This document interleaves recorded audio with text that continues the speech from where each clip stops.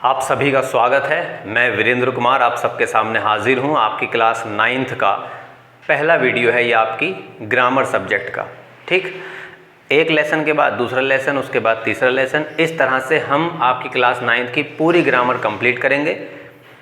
आज से शुरू कर रहे हैं, उम्मीद है आपका साथ मुझे मिलेगा। आइए देखते हैं हम लोग कहाँ से शुरू कर रहे हैं।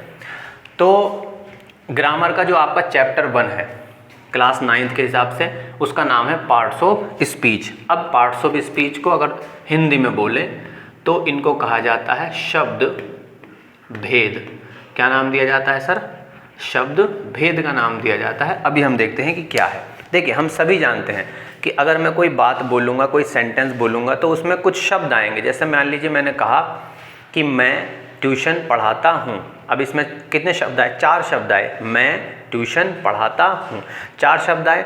तो शब्दों से मिलकर क्या हुआ? एक सेंटेंस क्रिएट हुआ, एक सेंटेंस बना। यानी हम कह सकते हैं कि किसी वाक्य को बनाने के लिए कुछ शब्दों की ज़रूरत पड़ती है।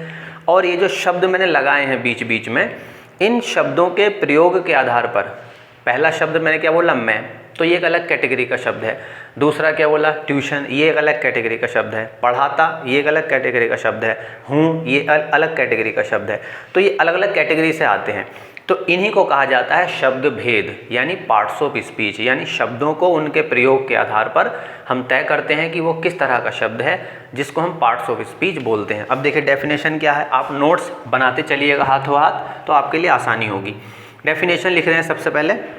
परिभाषा कि क्या लिखा परिभाषा में? किसी वाक्य को बनाने के लिए शब्दों की ज़रूरत पड़ती है। हाँ जी, कोई, अब ये बात मैंने यहाँ से लेके यहाँ तक लिखी, ये भी तो एक सेंटेंस है ना। इसमें देखिए कितने सारे शब्द आ गए। 1 2 3 4 5 6 7 8 9 10 11 शब्दों को इस्तेमाल किया मैंने, तब जाके मैं एक बात लिख पाया। यही तो है, किसी वाक्य को बनाने के लिए शब्दों की ज़रूरत पड़ती है। शब्दों को उनके प्रयोग के आधार पर, यानी शब्दों को आप कैसे कैसे यूज़ करते हैं, प्रयोगों के आधार पर 8 भागों में बांटा जाता है। यानी 8 भाग हमारे सिलेबस में दिए गए हैं, जिन्हें पार्ट्स ऑफ स्पीच कहते हैं, यानी शब्द भेद कहते हैं। अब वो 8 शब्द क्या हैं सर?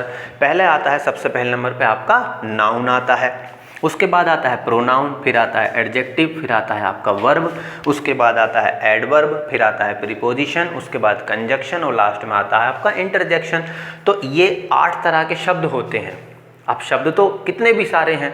जैसे इसी सेंटेंस को बनाने के लिए मैंने 11 शब्द लिखे, तो शब्द तो बहुत सारे हैं, लेकिन उनके टाइप्स हैं, उनके प्रकार हैं, वो कितने हैं? सिर्फ 8 प्रकार हैं। ये 8 प्रकार मैंने यहाँ लिखे।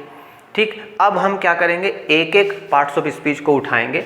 नाउन को उठाएंगे, इसकी परिभाषा देखेंगे, इसके एग्जाम्पल देखेंगे और याद करेंगे। ऐसे ही प्रोनाउन की परिभाषा, फिर उसके एग्जाम्पल, उसको याद करेंगे। ऐसे हम इन 8 पर काम करेंगे। ये चैप्टर ख़त्म होगा, फिर हम अगला चैप्टर शुरू करेंगे। तो ये मेरी कोशिश है कि मैं आपको छोटे छोटे वीडियोज़ के ज़रिए, छोटी छोटी चीज़ों के ज़रिए मैं आपको इंग्लिश ग्रामर समझाऊँ। इस वीडियो में हम सिर्फ इतना ही रखेंगे। बस मैंने आपको बताया कि मैं शुरू कर रहा हूँ 9th की ग्रामर। अब अगला वीडियो जैसे ही आएगा उसमें हम नाउन के बारे में चर्चा करेंगे। इस वीडियो में सिर्फ इतना ही। सभी को नमस्ते, जय हिंद। अपना ख्याल रखिए, खुश रहिए। आप इसका स्क्रीनशॉट ले सकते हैं नोट्स बनाने के लिए।